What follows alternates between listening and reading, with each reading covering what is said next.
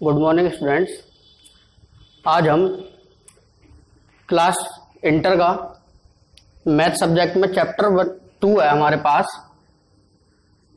Inverse trigonometry function. हम आज इसके बारे में थोड़ा सा बेसिक जानकारी करेंगे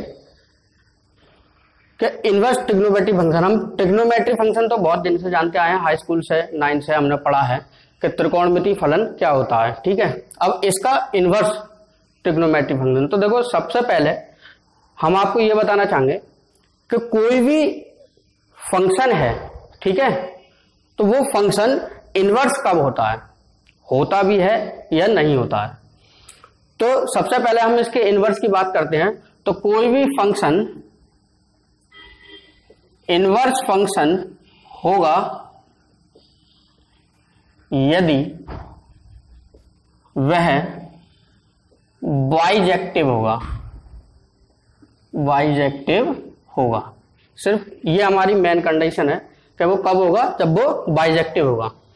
बाइजेक्टिव में क्या क्या होती है, दो चीजें होती हैं। हम बाइजेक्टिव में दो चीज पढ़ते हैं, एक तो होता है हमारा 1-1 मैपिंग होनी चाहिए और दूसरी हमारी ऑन-टू मैपिंग होनी चाहिए। इसके लिए हम सबसे पहले क्या करते हैं, एक ट्रिग्नोमेट्री रेशो लेते हैं साइन एक्स, साइन। इसके बारे में हम ये देखना चाह रहे हैं कि ये इनवर्स है, इसका इनवर्स एग्जिस्ट करेगा या नहीं करेगा। ठीक है, दोनों तरह से हम बताएंगे, इसमें ग्राफ द्वारा भी बताएंगे और डोमेन और रेंज द्वारा भी बताएंगे इसकी डोमेन और रेंज क्या होती है। तो सबसे पहली बात, हम इसका ग्राफ प्लॉट करते हैं। ठीक है, तो इसका ग्राफ कुछ इस प्रकार है, ये 1 और ये -1। ये वैल्यू हमारी 0 एंगल है, ये हमारी है π/2, ये हो गया पाई, ये हो गया 3π/2, ये हो गया 2π, और थोड़ा सा बढ़ा लें तो ये पॉइंट हमारे पास 5π/2 आ जाएगा। ये हमारे पास -1 -π/2 एक्स डैश पे, ये हो गया हमारे पास -π, ये हो गया -3π/2, ये हो गया -2π और ये हो गया हमारे पास -5π/2। अब हम इस पे देखते हैं इसका ग्राफ किस तरह से हमारा वेरी करता है। तो इसका जो हमारा ग्राफ है वो कुछ इस तरह से प्लॉट होगा।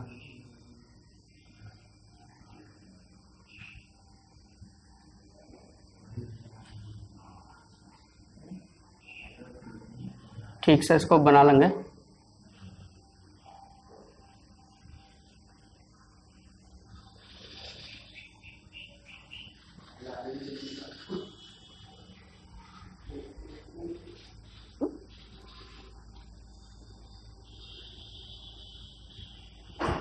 इस तरह ये हमारा साइन का ग्राफ होता है। ठीक है, अब हम इसमें ये देखना चाह रहे हैं कि ये फंक्शन हमारा 1-1 है, ऑन-टू है या नहीं है, यानी इसकी बाइजेक्टिव की कंडीशन सेटिस्फाई होती है या नहीं है। अगर सेटिस्फाई होती है तो ये फंक्शन इनवर्स हमको देगा, नहीं तो ये नहीं होगा। दूसरी बात, हम इसके रेंज की बात करते हैं। दोनों से हम इसको वेरीफाई करेंगे। ठीक है, तो ये हमारा रेंज में हमारे पास ये हो गया डोमेन और ये हो गई इसकी रेंज। ये हो गया इसका डोमेन और ये हो गई इसकी रेंज।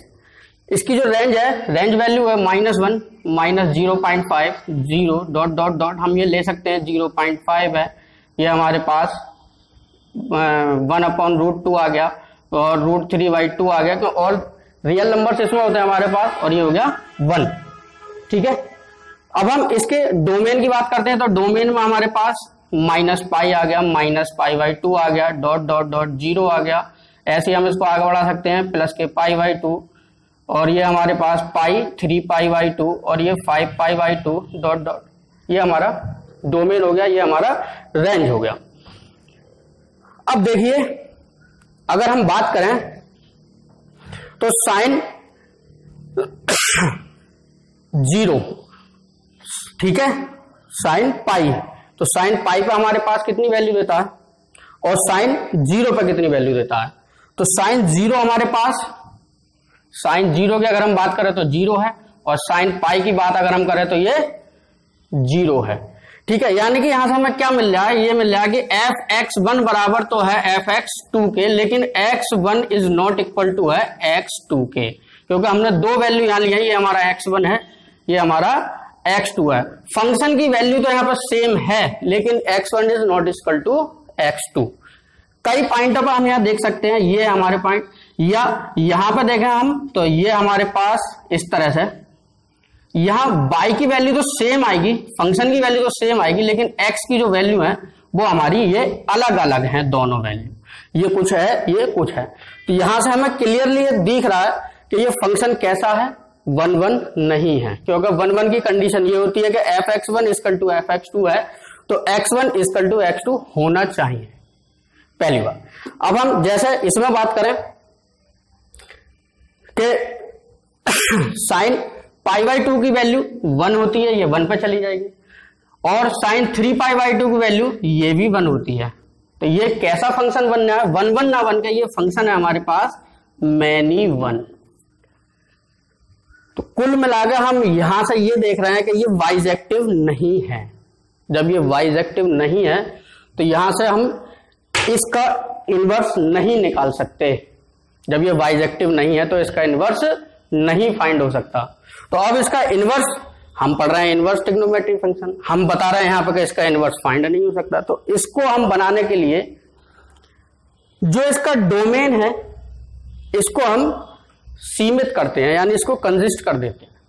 कैसे, हम इसी ग्राफ में समझा, अगर हम इसी ग्राफ में देखें, इस ग्राफ को इस प्रकार से तोड़ सकें कि जहां पर एक वैल्यू पर, एक एक्स की वैल्यू पर फंक्शन की वैल्यू एक ही रहे। तो अगर हम देखें तो यहां से लेके माइनस पाई बाई टू से प्लस पाई बाई टू के बीच में, इसको थोड़ा सा रफ कर लें, ठीक है। रफ करने के बाद ये दो पॉइंट हैं, अगर हम इतना ग्राफ लें यहां से यहां तक, ये वाला ग्राफ, तो इस बीच में ये हमारा कैसा होगा, इतना ग्राफ, यानी माइनस पाई बाई टू से प्लस पाई बाई टू की रेंज का अगर हम ग्राफ लें तो ये हमारा बाइजेक्टिव हो जाएगा, यानी ये 1 1 हो जाएगा। यहां से क्लियर, ग्राफ से भी क्लियर है कि किसी भी एक्स की एक वैल्यू के लिए वाई की एक वैल्यू है, डबल नहीं है यहां से, ठीक है। ऐसे हम यहां से देख सकते हैं, जब हम इसको कंसिस्ट कर देंगे तो यहां से हमारा कहां से रेंज बनेगी, माइनस पाई बाई टू से, और डॉट डॉट डॉट 0, और ऐसे ही हमारे पास 45 होगा बीच में, पाई बाई 3 होगा, पाई बाई 6 होगा, और पाई बाई 6 होगा, पाई बाई 3 होगा, और पाई बाई 2 होगा। ये हमने कंसिस्ट कर दिया इसके डोमेन को। जब ये डोमेन कंसिस्ट हो गया, ये वैल्यू हमारे पास कहां वेरी कर रही है, -1 से और +1 के बीच में। ये वैल्यू तो इतनी है, तो ये हमारा -1 से लेके 0 dot dot +1, 1/√2, √3/2, all real numbers इसमें हमारे एग्जिस्ट करेंगे, ठीक है। अब हम इसमें देखें तो एक वैल्यू पे, एक ही डोमेन की एक वैल्यू पर रेंज की एक ही वैल्यू हमें फाइंड प्राप्त होगी। जैसे अगर हम साइन 90 की बात करें तो 1 वैल्यू आ जाएगी, और साइन पाई बाई 6 की बात करें तो साइन, अगर हम पाई बाई 6 की बात करें, पाई बाई 6 कितना होता है हमारे पास, 30, 6 या 18, 30। तो 30 की वैल्यू हमारे पास कितनी होती है, 1/√2। ये इस पर मैप हो गया। साइन 0 0 होता है, साइन माइनस पाई बाई 2 -1 होता है, ठीक है। इस तरह से ये अब 1 1 हो गया, क्योंकि एक डोमेन की एक वैल्यू का जो इमेज है रेंज में, वो हमारे पास एक एलिमेंट है। यहां से क्लियर है। तो हम इसको, यानी कोई भी ट्रिग्नोमेट्रिक फंक्शन को इनवर्स बनाने के लिए उसके पूरे ग्राफ को ना लेकर उसका एक छोटा सा एरिया लिया जाता है, जहां पर वो 1 1 on 2 हो जाए। जब ये 1 1 on 2 हो जाएगा तो अब तब हम इसको बोलेंगे इनवर्स ट्रिग्नोमेट्री फंक्शन। आइए इसको थोड़ा रफ करते हैं।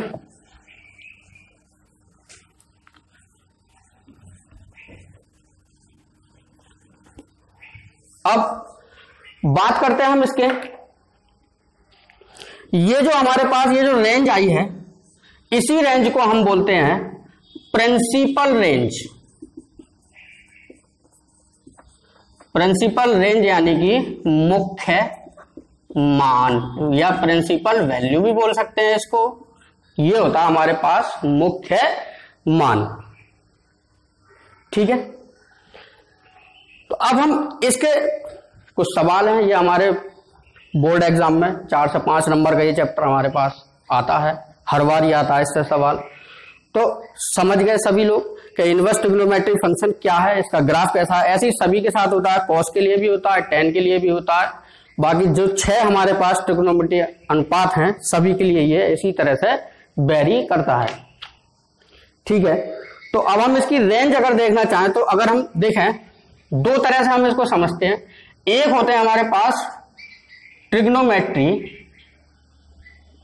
फंक्शन, एक हम पढ़ रहे हैं, अभी पढ़ रहे हैं इनवर्स ट्रिग्नोमेट्री फंक्शन।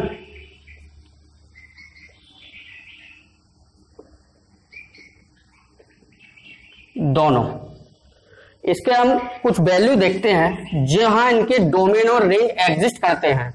ठीक है, तो सबसे पहले हम ट्रिग्नोमेट्री फंक्शन की बात करते हैं। फर्स्ट ईयर में हमने ये पढ़ा है, क्या है, साइन है, कॉस, टेन, कॉट, सेक, कॉसेक, ये हमारा फर्स्ट ईयर का है थोड़ा सा। इसमें जो साइन और जो है हमारे पास इसका जो डोमेन होता है, डोमेन और जो रेंज होती है ये हम देखना चाह रहे हैं। तो साइन की जो डोमेन है वो होता है रियल नंबर और इसकी जो रेंज होती है वो होती है -1 से +1। ठीक है, सेम इसी तरह जब हम इसको ड्रॉ करेंगे तो ये हमारे पास फंक्शन बनेंगे साइन इनवर्स, इसका जो डोमेन आएगा और इसका जो रेंज आएगा वो इससे सेम उल्टा, जो रेंज है वो डोमेन बन जाएगी, जो डोमेन है वो रेंज बन जाएगी, क्योंकि इनवर्स फंक्शन की परिभाषा ही ये है। ठीक है, कोई भी फंक्शन f(x) इनवर्स फंक्शन जब ही होगा जब वहां कोई एक फंक्शन g इस तरह से एग्जिस्ट करे कि जो इसकी मैपिंग है x to y से वो मैपिंग y to x से एग्जिस्ट होनी चाहिए। तो डोमेन हमारे पास इसका हो जाएगा -1 से +1 और इसकी जो रेंज आएगी वो आएगी हमारे पास -π/2 से +π/2। ठीक है, इसी को हम प्रिंसिपल वैल्यू कह सकते हैं, कहते हैं। ठीक है, हमारी किताबों में भी यह है टेबल, ये इसी टेबल की सहायता से हमें अपने सारे सवाल सॉल्व करने हैं। तो और बना लेते हैं इसको, cos inverse, tan inverse, cot inverse, sec inverse और ये कॉसेक इनवर्स। अब हम अगर इसकी बात करें तो ये हमारे पास बनी हुई है। ठीक है, जो कॉस की बात करें तो कॉस भी हमारे पास रियल नंबर r होता है और इसकी जो वैल्यू होती है वो -1 से +1 के बीच वेरी करती है। टेन क्या होता है, टेन अगर हम देखें तो टेन हमारे पास होता है sine theta upon cos theta. ठीक है, तो sine theta upon cos theta यानी कि बटे में हमारे पास यहाँ कॉस थीटा है, अगर ये 0 हो गया तो ये वैल्यू हमारे पास कहां हो जाएगी, टेंस टू इनफाइनाइट, जो वैल्यू इसमें नहीं होगी। तो इसका जो रेंज सेट बनेगा वो ये बनेगा, यानी कि कॉस 0 कहां पर होता है, कॉस 0 कहां पर होता है, कॉस 0 होता है कॉस π/2 0 होता है, यानी कि मल्टीपल ऑफ π/2। तो इसका जो रेंज बनेगा वो ये बनेगा r माइनस, क्या माइनस करना है इसमें, जहां वैल्यू कॉस की नेगेटिव आती हो, यानी कि x such that x belongs to 2n+1 odd multiple of π/2, 2n+1 π/2 for all x belongs to z, for all x belongs to z। ये हमारी इसकी रेंज आई। ठीक है, और इसी तरह से हमारे पास कॉट में होता है, कॉट क्या होता है, cos theta upon sine theta. अब साइन 0 होगा तो ये हमारे पास इनफाइनाइट पे चला जाएगा, तो इसकी रेंज हमारे पास क्या बनेगी, r x such that x belongs to n belongs to z, यानी मल्टीपल ऑफ पाई, क्योंकि साइन पाई का वैल्यू 0 होता है, साइन 0 भी 0 होता है और साइन पाई का वैल्यू भी 0 होता है। ठीक है,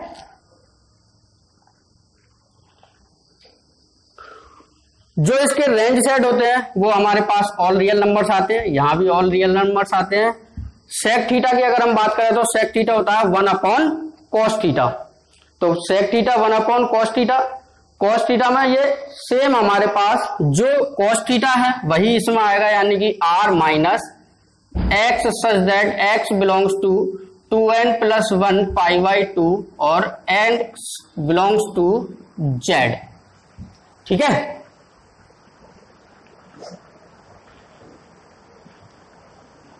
सेम इसमें है कोसेक थीटा में भी जो कॉट की है वही रेंज बनेगी, x such that x belongs to n pi और x बिलोंग्स टू z। अच्छा, इनके रियल नंबर की अगर हम बात करें तो कोसेक में ये होता है, यानी r माइनस -1 से 1 और सेक में हमारे पास r माइनस -1 से 1। ये हम फर्स्ट ईयर में पढ़ चुके हैं। ठीक है, इसी के आधार पर हमें 12th में ये पढ़ना है इसका इनवर्स।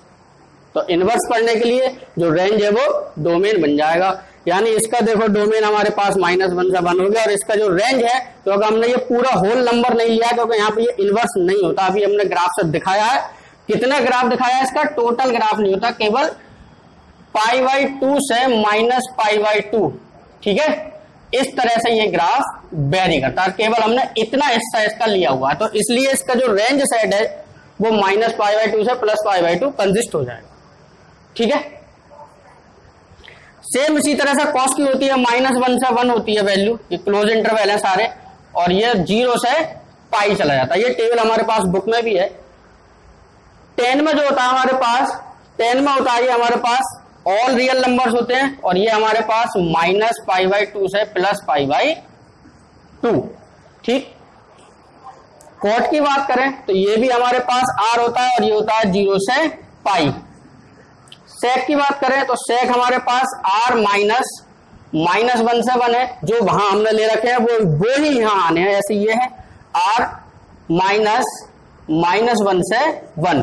ठीक है, और जब इसमें हमने क्या करा था, कॉस घटाया था, तो इसमें भी हम कॉस घटा देंगे, यानी कि माइनस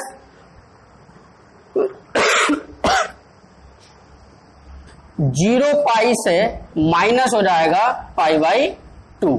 ये इसका रेंज हो गया और इसका रेंज हो जाएगा हमारे पास -π/2 से +π/2 और -π/2। सॉरी, ये 0 है, 0। ठीक है, ये हमारे बुक में भी है, इसकी सहायता से हम सवाल करेंगे। अब देखो एक क्वेश्चन देखते हैं, इसका जो इंट्रोडक्शन है वो इतना ही है, अच्छे से एक बार को देख लें, इसको समझ लें। देखो सवाल जो है इसमें एक हम एग्जाम्पल लेते हैं, जैसे एग्जाम्पल लिया हमने साइन इनवर्स साइन